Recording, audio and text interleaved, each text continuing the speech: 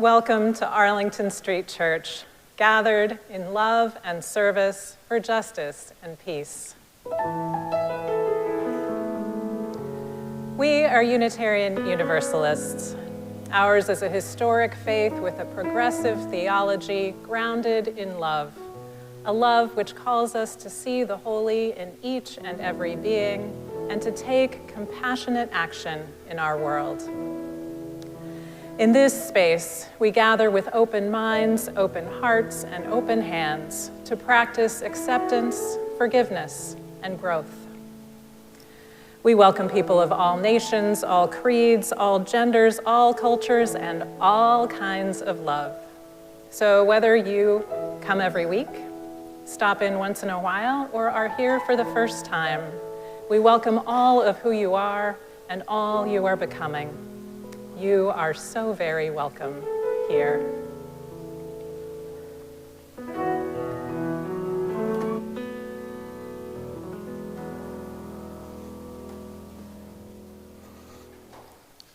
Good morning. I'm Patrick Cooleybeck, this morning's worship coordinator. I use he, him pronouns.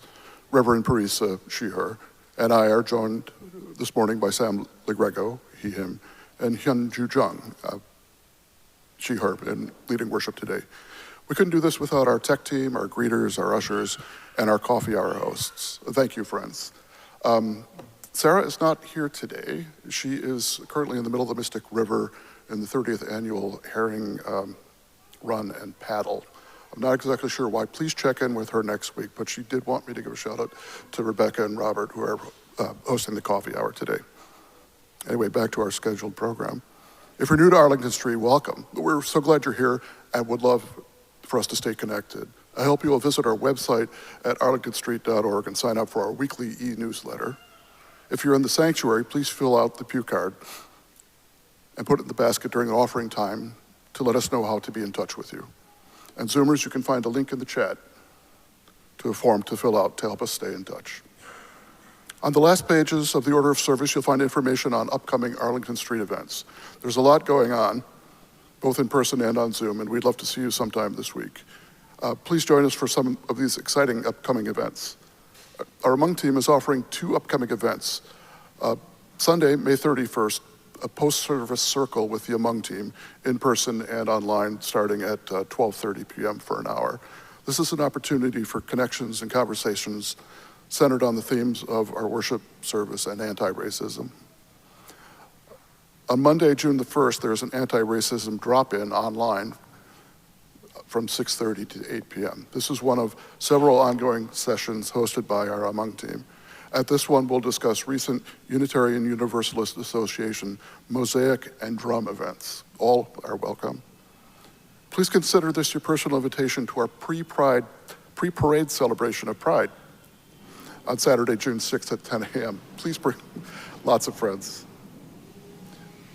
If you'd like to be a marshal for our congregation's Pride Parade presence, please contact Cheryl Sullivan at ops@ascboston.org to let her know that you're interested in.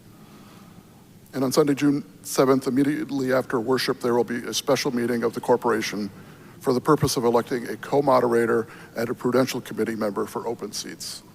The nominating committee is proposing Jen Irby for the role of co-moderator and Dave Irby for the role of prudential committee member. If you came this morning with a joy or concern in your heart, you are invited to light a candle at home and share in the chat, or come up and light a silent candle at the table to the right of the Gleason podium at any time during the service. I hope all of you here in the in-person congregation will plan to join us in the newly carpeted Honeywell Chapel right through the leather door up front after the service. Those of you on Zoom are invited to stay on for remote fellowship in the breakout rooms as well. And now Rich is going to turn the camera on our in-person congregation as we wave and smile at each other, as well as at our friends in the Zoom room. And you all in the Zoom room can wave and smile back. Hello to our friends near and far. Let's all engage that Arlington Street spirit of welcome that transcends physical distance as we greet one another heart to heart. Whether you've been coming here for years or today is your first time at Arlington Street, welcome home.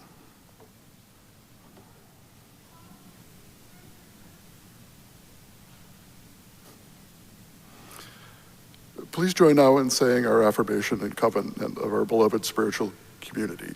The words are printed in your order of service and in the chat. Love is the spirit of this congregation, and service is our gift.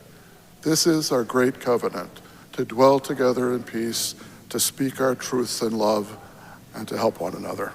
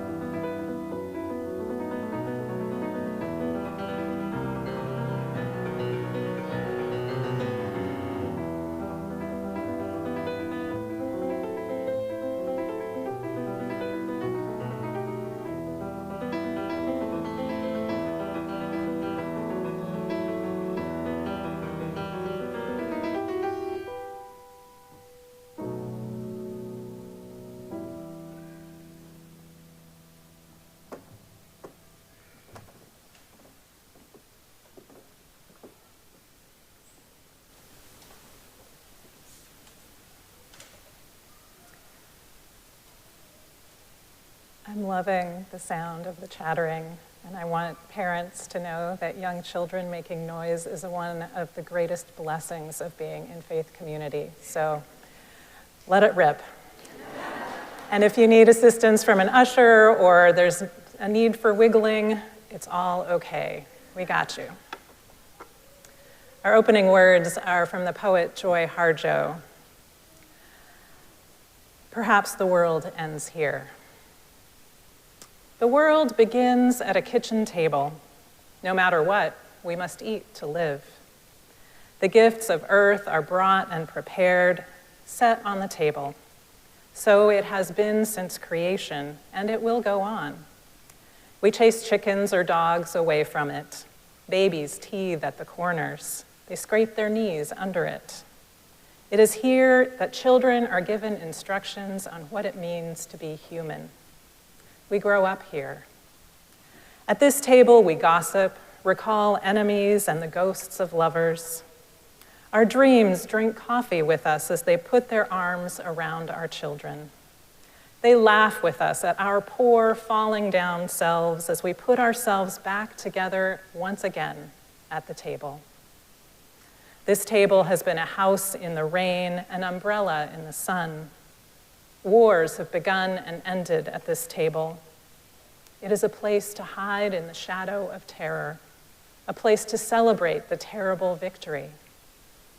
We have given birth at this table and have prepared our parents for burial here. At this table, we sing with joy and with sorrow. We pray of suffering and remorse. We give thanks. Perhaps the world will end at the kitchen table, while we are laughing and crying, eating of the last sweet bite. Welcoming all that life has to offer us, we light our chalice this morning.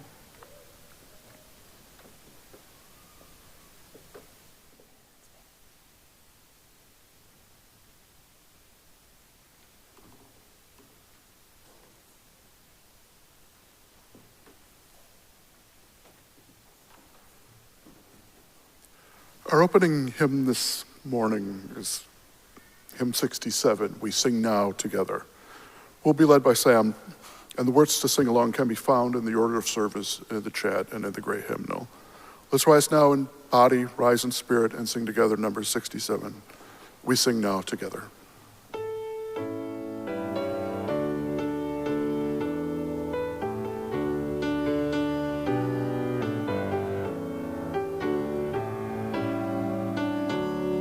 We sing now together our song of thanksgiving, rejoicing in goods which the ages have wrought, for life that enfolds us and helps and heals and holds us and leads beyond the goals which our forebears once sought.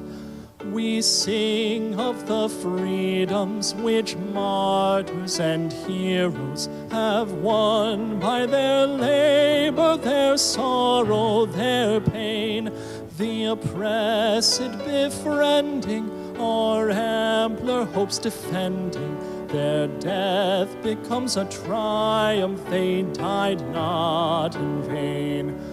We sing of the prophets, the teachers, the dreamers, designers, creators, and workers and seers, our own lives expanding, our gratitude commanding. Their deeds have made immortal their days and their years. We sing of community now in the making, in every far continent, region, and land, with those of all races, all times and names and places. We pledge ourselves in covenant firmly to stand.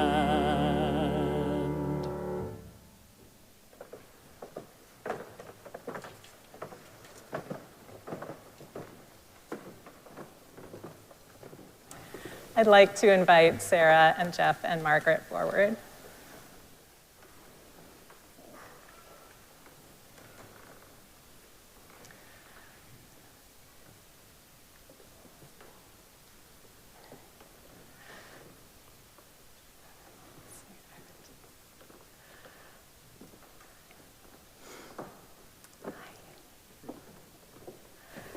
In this religious community, we honor the fact that our children and youth are not only the children of a particular family, but children of the world.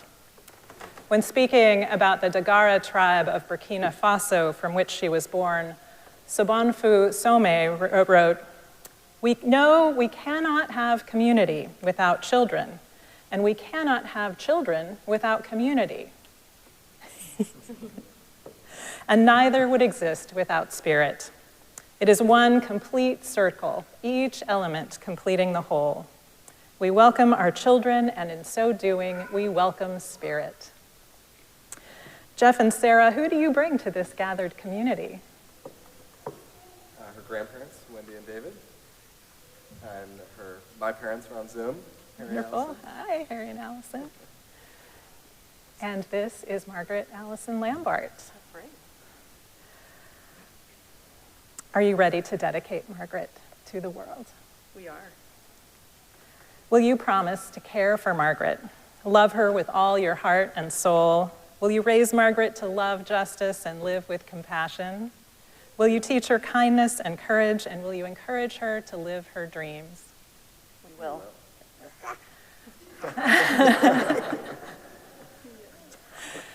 David and Wendy and grandparents on Zoom, will you promise to care for Margaret?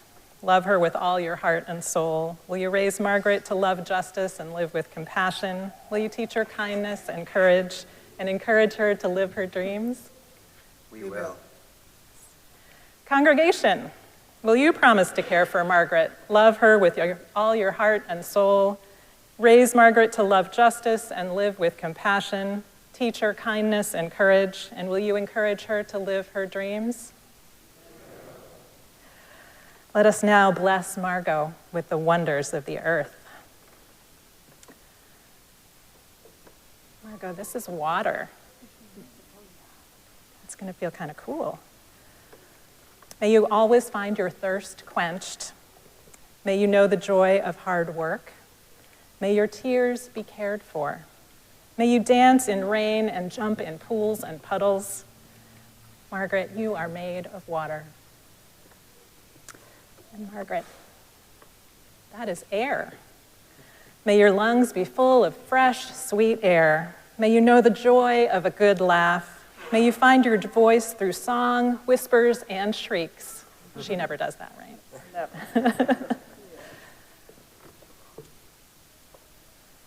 And Margaret, this is fire. May it remind you of the divine spark of all creation that is in you. May it inspire your commitment for love and justice. May you be kept warm by the community around you. May all your days be bright. Margaret, you are made of fire.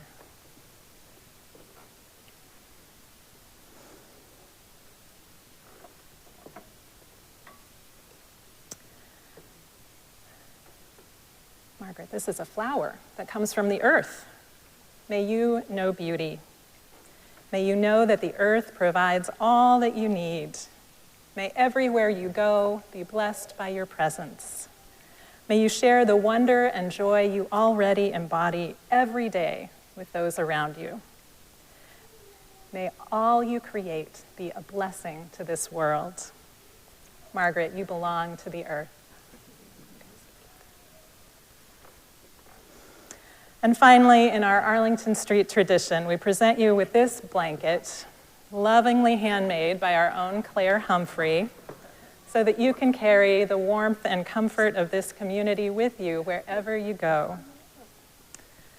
Friends, it is with great joy that I present to you the greatest gift to this world, a blessing to all of us and a joy to all who may meet her, Margaret Allison Lambart.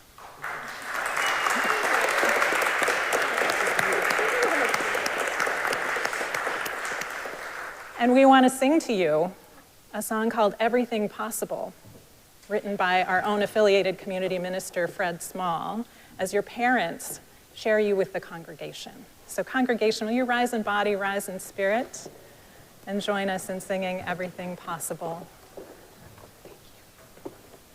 We have cleared off the table, the leftovers saved, washed the dishes and put them away. I have told you a story and tucked you in tight at the end of your knockabout day. As the moon sets its sails to carry you to sleep over the midnight sea, I will sing you a song no one sang to me. May it keep you good company. You can be anybody you want to be. You can love whomever you will. You can travel any country where your heart leads, and know I will love you still. You can live by yourself, you can gather friends around, you can choose one special one. And the only measure of your words and your deeds will be the love you leave behind when you're done. Some children grow up strong and bold, while some are quiet and kind. Some race on ahead, some take it slow, some go in their own way and time. Some women love women, some men love men, some leave every label behind. You can dream all the day, never reaching the end of everything possible you'll find. Don't be rattled by names, by taunts, by games, but seek out spirits true. If you give your friends the best part of yourself, they will give the same back to you. You can be anybody you want to be. You can love whomever you will. You can travel any country where your heart leads, and know I will love you still. You can live by yourself. You can gather friends around. You can choose one special one. And the only measure of your words and your deeds will be the love you leave behind when you're done.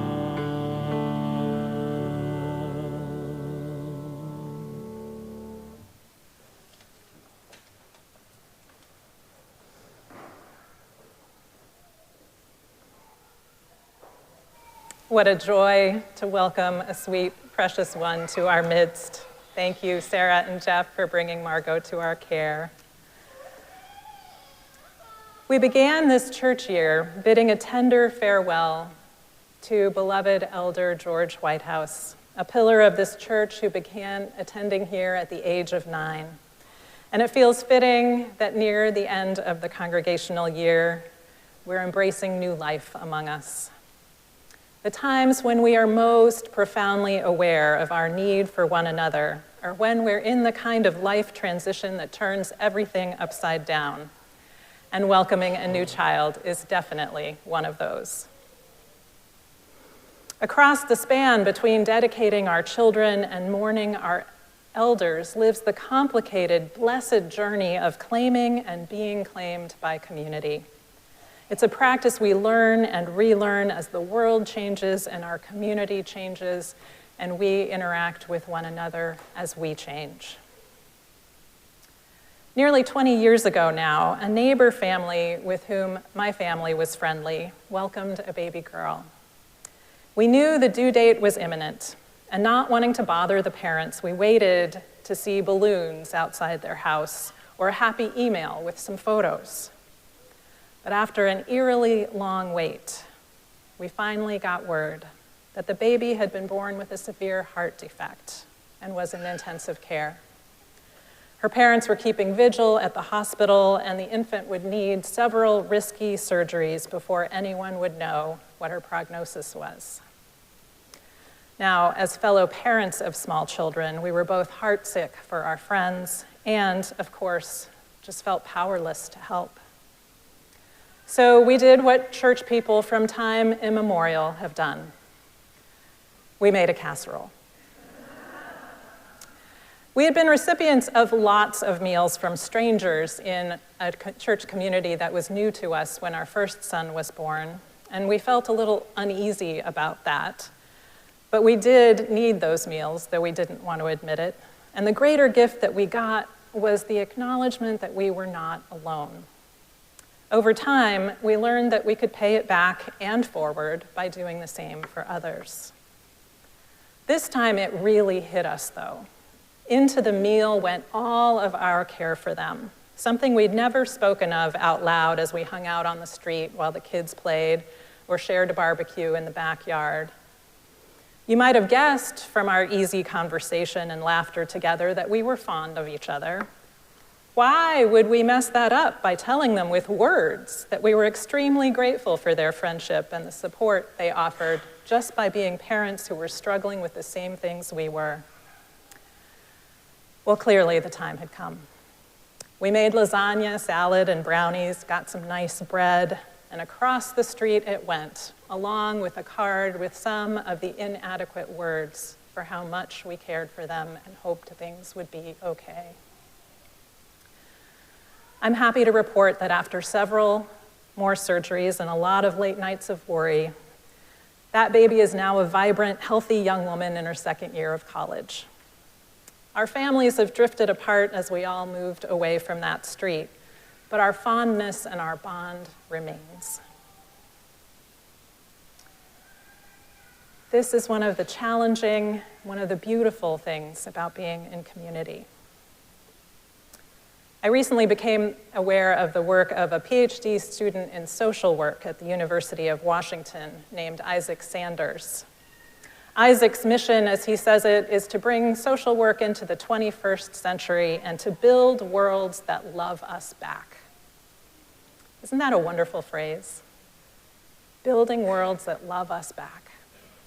His scholarship is about how we knit community together and learn to show up for each other in ways that truly reflect our passion and love for the world. Just as we know, and more research shows, that isolation and loneliness breed violence and hatred, we have the ability, if we let ourselves, to turn the tide the other way, to create cycles in which that same love we have for the world flows back. Abundant research shows that relationships of trust and mutual care don't happen automatically at the moment that we join a church or sign up for a gym or attend a yoga class or go to a recovery group. They're built on hours and hours of showing up and sharing space together, often doing nothing in particular. And then deeper relationships are built over time as we start to rely on each other. Sanders points out, to live in a village, you have to show up like a villager. Texting first, bringing the soup, asking for help before you have earned it, hosting the bad night, having people see you tired, broke, and unimpressive. He goes on to provocatively say, friendship is a burden, and if it doesn't feel like one, you may not have any true friends. I would say that is true to extend not just to friendships that are one-on-one, but to showing up in community, the whole village as well. In true community, we learn to dance the dance in which we're sometimes the one offering generous welcome, the open door, the meal, or the shoulder, and sometimes we're the one who's the hot mess in need of a hand or some real talk, or some help out of a real bind. We have to encounter ourselves as vulnerable and needy and not always, or maybe even ever, the hero. And we need to know the strength in ourselves to be strong for others. Knowing ourselves all along the spectrum of this dependency of being in community keeps us humble. It makes offering ourselves to one another a spiritual practice. We all know asking for help is hard. It means admitting we can't do it alone. And that admission, with the cultural messages we get, means to many that we have failed. In spite of what we've been taught by philosophies of self-reliance and this late-stage capitalism, the fact is that when we're struggling, we are actually experiencing something that can connect us to others who have experienced the same thing, to a deeper sense of what's important in life, to the nature of human experience itself. So it's tempting to close ourselves off at that kind of time, to assume we're unworthy, that we would be a burden. But if you ask any of the people who offer care to another, they will say they would do it again in a heartbeat. It's one of the main reasons we are here and we are human. To bear witness to each other's journey, to learn from and with each other about the grace that shows up only when we are deeply connected. The more experience we have of this, the more quicker we are to extend ourselves generously to folks with whom we haven't had all those hours of relationship building. I witnessed this in a surprising moment just over a month ago as I was driving home on Starrow Drive during rush hour. It was a gorgeous, sunny, clear day, and I was making that trek home for another round of Zoom meetings after a day in the office. Traffic was thick, but it was moving. I was deep in an interesting podcast. And then the car in front of me braked hard and fast. So I did too. For less than a second, I was sure I had stopped in time, and then there was a sharp jolt, and my vision filled with beige and the smell of acrid chemical something, the airbags. My car started beeping, and then a woman's voice came on asking me, or maybe telling me I had been in an accident. I wanted to get out of the car, not talk to it. As I came to fuller awareness of what happened, I realized I had no idea how to get out of the car with side airbags deployed. Someone came to the driver's side door to ask if I was okay, and all I could do was say, "I don't know, I just want out." So I managed to paw that airbag aside and shove the dented car door open enough to get out, and then I was standing there. My legs ached, but I was in one piece, and then I started to see the whole scene. Mine was the third of 4 cars that had piled up. We checked on the driver behind me, who was also just getting his bearings, and then the 4 of us drivers started to talk. The car in the front had managed to avoid hitting the car that braked in front of him, who obliviously seemed to have driven off. We got out our licenses and registrations to exchange information, and everyone kept asking each other if we were okay. Long before the paramedics or police arrived, our crew of strangers who were about to be tied together in insurance bureaucracy managed to offer one another care and kindness and comfort. Now, I have spent the last few weeks dealing with all of that insurance bureaucracy. The car's been replaced, my bruises have healed, but the thing I continue to marvel at, aside from the fact that we made it out okay, is the fact that we became comrades and supporters instantly.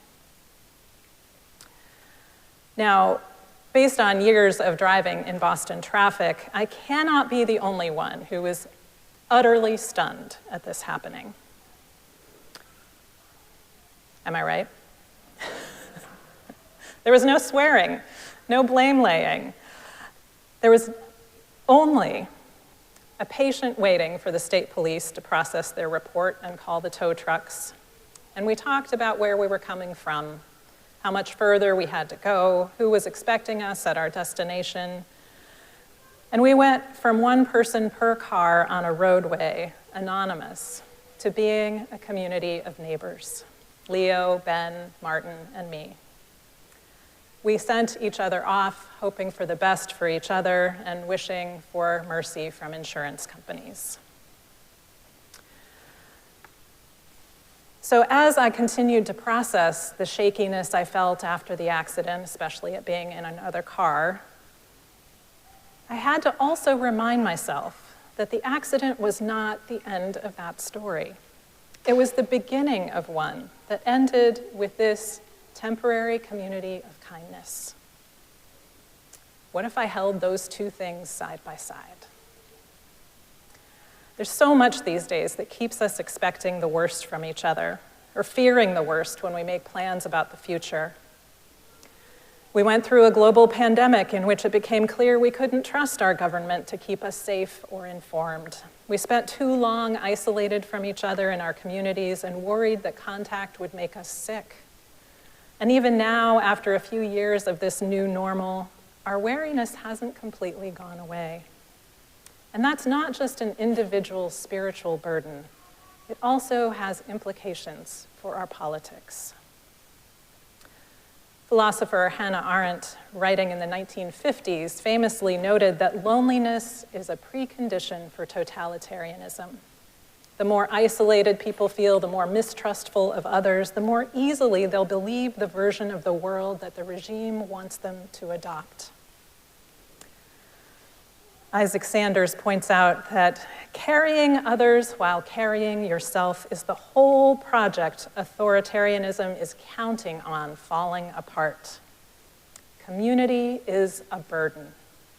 Carry it anyway. In a culture that tells us we are successful, valuable, and worthy if we have a big house far from our neighbors, a world that loves us back says, your neighbors are how you will know the sacred. Stay connected. In a culture that tells us we're somehow off, abnormal, for suffering, for failing, for having an illness, a world that can love us back tells us to lean on each other when we're most in pain. In a world that tells us we have to keep things in to hide our struggles, we can look to the folks who have carried their hardships into action for justice and follow them.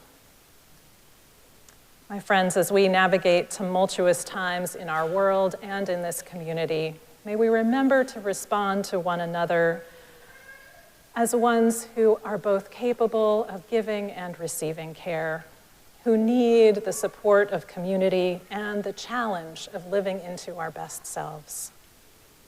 May we carry one another faithfully and work to build a world that loves us back, one conversation, one casserole, one ride to an appointment at a time. Amen.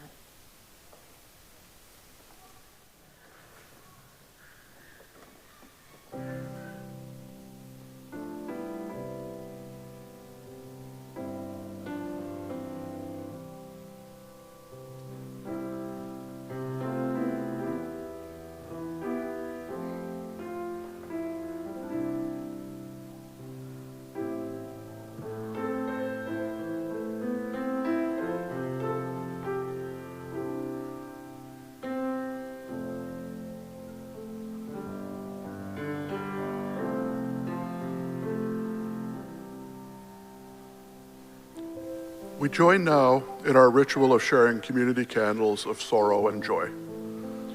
In addition to sharing our joys and sorrows this morning, let's reach out to one another in the week ahead, staying connected.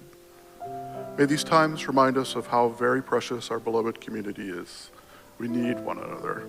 Whether together or apart, may we stay very close. We'll begin by singing There Is a Love. The words are printed in your order of service and in the chat.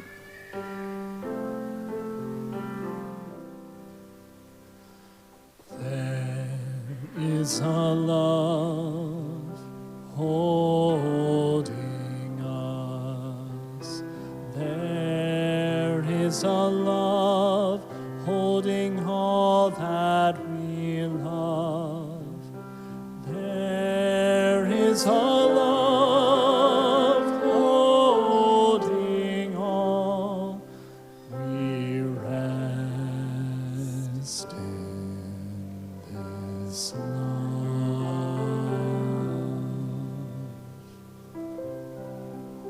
We join in sharing our burdens and our blessings, offering the prayers of our hearts to the care of this community. We hear and hold one another's yearnings and celebrations in the depths of our hearts.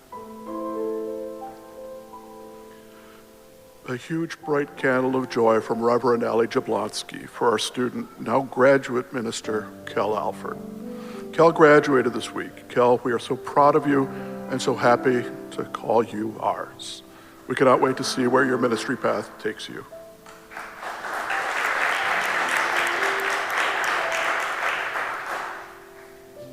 Her final candle this morning is a candle of gratitude from Queen Cheryl for the perfect day I had yesterday. I spent hours carrying over 1,000 pounds of dirt from the front yard where it was delivered to the backyard, where I laid it all down, a deep meditation on topsoil. I spray painted some dead trees. I got started on my tan and took a long nap in the sun. I saw a butterfly and I saw a worm. All I could do at the end of the day was to lift my head to the sky and say, thanks God, I really needed that.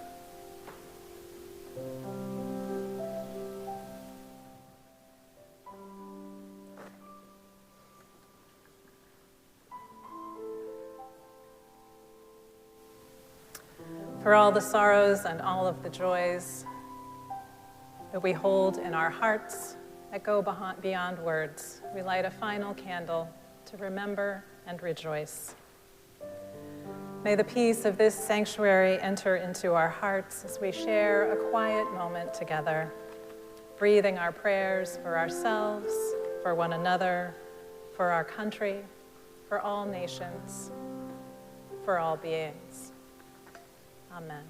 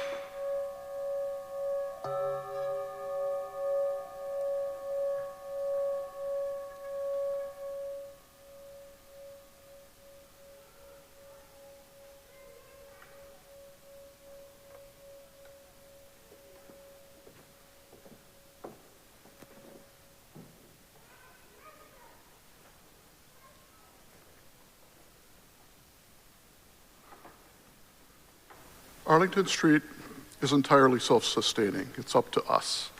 Generosity is a key spiritual practice here, and it shows. Thank you for your commitment to our staff, our building, and our beloved spiritual community. Each Sunday, we share our collection plate with a partner in our mission of love, service, justice, and peace. This week, we share our plate with Drum, diverse and revolutionary Unitarian Universalist multicultural ministries. Drum is the oldest and largest Black, Indigenous, and people of color-led organization in our faith. Undeniably, there is a growing threat that is trying to eliminate diverse voices, and it is getting louder around the world. We need communities such as Drum to thrive, to provide welcoming, healing, and sacred spaces that will honor, encourage, and strengthen the lives and communities of care, to resist hate and side with love. Arlington Street's Among Anti-Racism team seeks to build connections between our congregation and UU Multicultural Ministries. Recently, we've encouraged congregants to attend Drum's public worship event on May 14th and the Mosaic Spring Gathering. Please consider joining the ASC Anti-Racism Drop-In on June 1st to learn, connect, and dream. Connections don't end when the service ends. Last night, along with our backyard neighbors, Joyce and Eric, Sarah and I hosted our 7th occasional neighborhood pizza party. We have been doing this since the last presidential election as a way to better know and connect with neighbors that all within a block of each other. And I was struck by the similarities between our neighborhood gatherings and our Arlington Street congregation. There's a certain bit of generosity that enables one to pull this off, opening your home to friends and also relative strangers, a desire to strengthen community ties, a willingness to listen, building a better world and staying connected in difficult times. Some people have been around for years, either both here and there, others not so long. Ian and Emily and baby Peter moved in 3 weeks ago and came last night, and I'm sure someone here is today for the first time. Some people are there for the long run, some move on after, say, a couple of years, but everyone has the same general idea in mind, a proactive approach to a better world and a better congregation. It's not always easy, but the golden rule comes to play here. Do unto others as you would have them do unto you. Or as the movie Bill and Ted's Excellent Adventure more aptly puts it, be excellent to each other. Please take a moment now to join me in being excellent in giving to sustain our beloved Arlington Street and to diverse revolutionary UU multicultural ministries, Drum. You can give online at arlingtonstreet.org or find instructions in the pews, which can be given to the ushers as they come through momentarily with collection plates. Thank you for your generosity.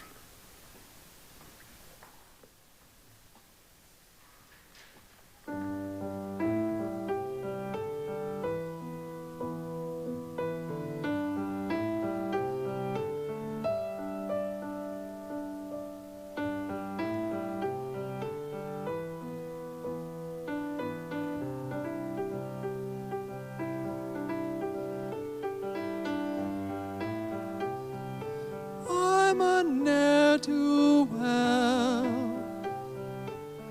running out of black gold.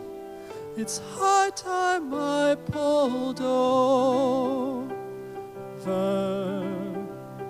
and walked around seen that porcelain shell, your exoskeleton, and I feel like we'd walk well together,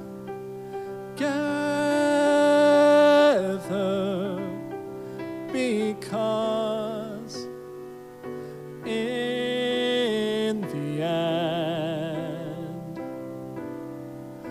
we are friends and lovers.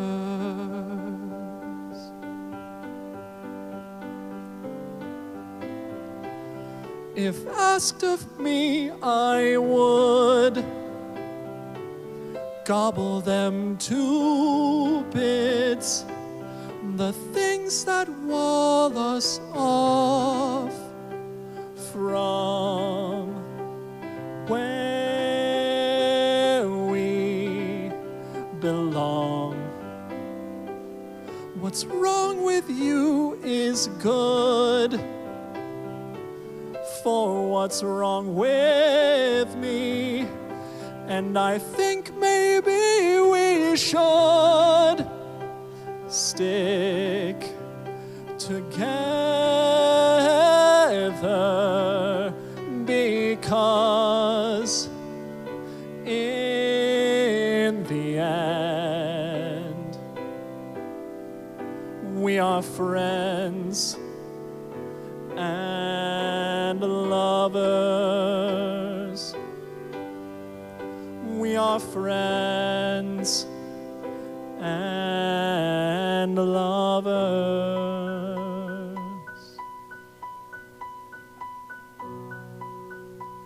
Abandon all the bones we've got to pick. They'll only weigh us down, and we're better than that. If they all throw stones, start a collection of everything we're not and won't be, 'cause you should never have to defend being friends and lovers, being friends and lovers, oh, being friends and lovers.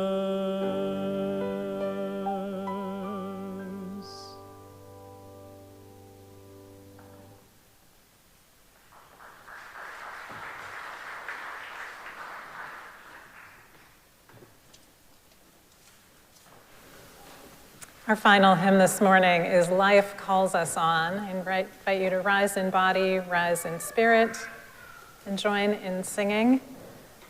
Words can be found in your order of service in the Zoom chat. And I invite the congregation to sing out. We don't have the choir this morning, so we need you all extra loud.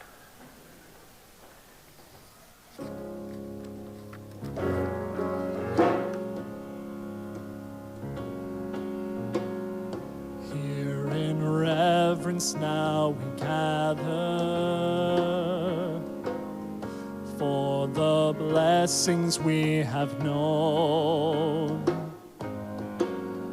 with a pledge to one another that we journey not alone. Joy and sorrow make us wise, kin to all that lives and dies. Love calls us on. Love calls us on.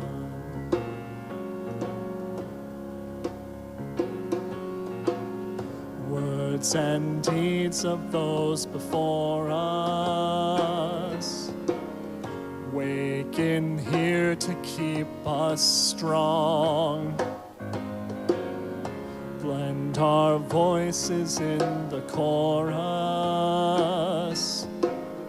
of creation's living song.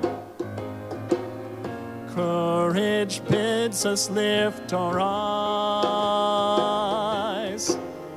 upward to the shining skies. Hope calls us on. Hope calls us on.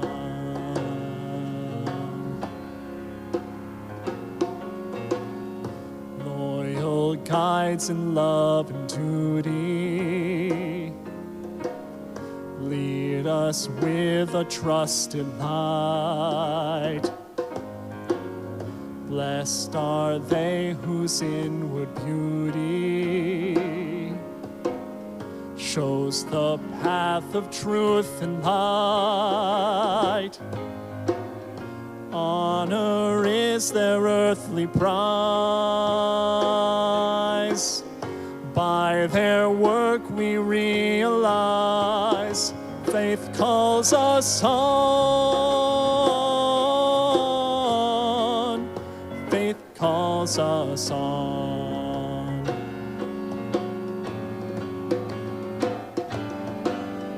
We have shared a radiant hour when the truth has made us free, and the Spirit's gracious power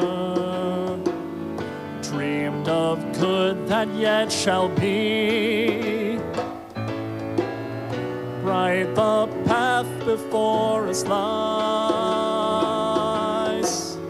Joyful pilgrims now we rise.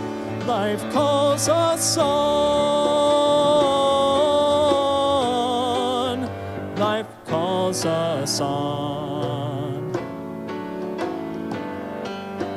Life calls us on. Life calls us on. Life calls us on.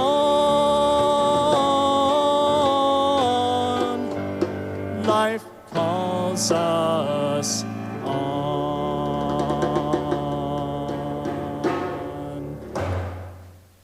My friends, as life calls us on, may the kitchen table of this community be a house in the rain, an umbrella in the sun. May it be a place to hide in the shadow of terror and a place to celebrate every victory.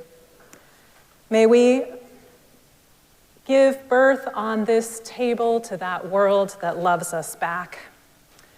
And may we sing with joy, with sorrow. May we pray of suffering and remorse. And most of all, may we give thanks. Let us savor each and every sweet bite. I invite you now to take the love, the spirit of kinship, of friendship, of neighborliness from this community and share it with the world, radiating from your fingertips, palms out, or on the sides of your Zoom square. And as you feel that on your left and right, above and below, I invite you to scoop that back up, bring it to heart center, and carry the love that is the spirit of this congregation with you wherever you go in the week ahead. And come back soon, because the service begins when the service ends. Amen. 2, 3, 4.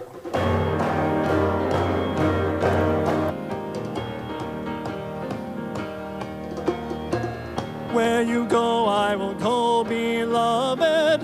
Where you go, I will go. Where you go, I will go, beloved. Where you go, I will go. For your people are my people. Your people are mine. Your people are my people. Your divine, my divine. Where you Where you go, I will go. Where you go, I will go, beloved. Where you go, I will go. Your people are my people. Your people are mine. Your people are my people. You're divine, my divine.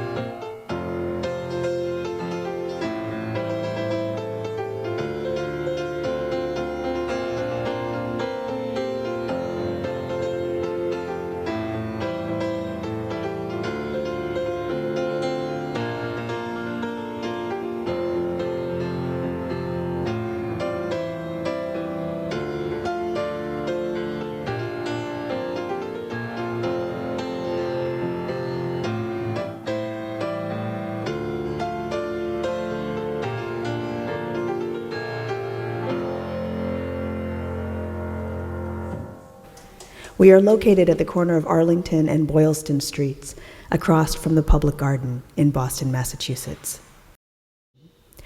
Arlington Street Church, gathered in love and service for justice and peace.